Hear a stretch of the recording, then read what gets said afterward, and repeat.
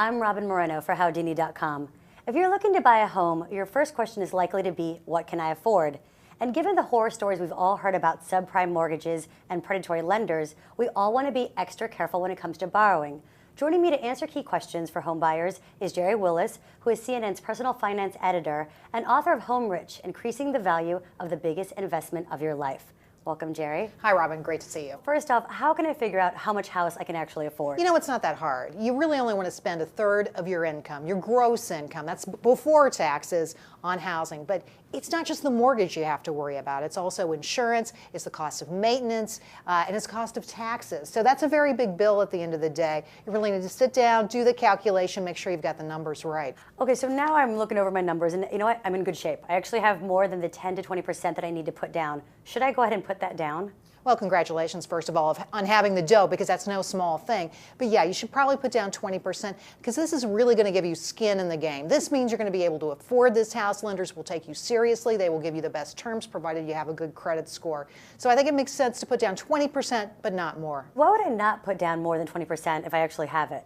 Well, okay, think about it. If you're buying a new house, and maybe you're doing it for the first time, you're going to find that you have other costs that you didn't expect. I can't tell you how many first-time home buyers have come to me and said, oh my goodness, the furnace went in the first month, I had to repair the roof. You know, it's happened to me. So you want to be sure that you have a lot of money on hand, or some money on hand, when you get that new house, in case the worst happens and you really have to put some money out for a fix, some kind of improvement. Now I know what I can put down, what I can afford. What are some tips for accessing the housing market in my area? Well, it's pretty easy. You can really go online. That's the best way to get started, to figure out what is in your price range online, because all the major brokerage houses will have online websites, because most folks, particularly women, search on the web first. So now you'll get an idea of, you know, how far will my money go? What can I spend? What's affordable in the neighborhood I want to buy? We've all heard the mantra, location, location, location. So how do I figure out the best area that fits my price and my needs? Well, a lot of people already have one neighborhood in mind, but if you don't, and you're a little flexible on where you're going to look, you want to check out the basic services in an area. Are there malls nearby? Are there dry cleaners nearby? Is there a place to go grocery shopping? You want those things really close to your house, just so that it's an easy place to live. I know this sounds like really obvious, but some people get stuck in an area where there are no services, and it's really painful. Remember, at some point, you're going to sell this house, and the people who are buying it will want to be close to services as well.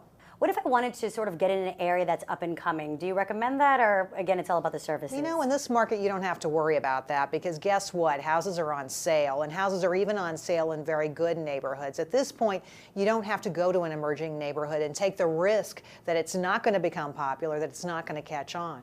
Okay, so this bad market is actually good for many people.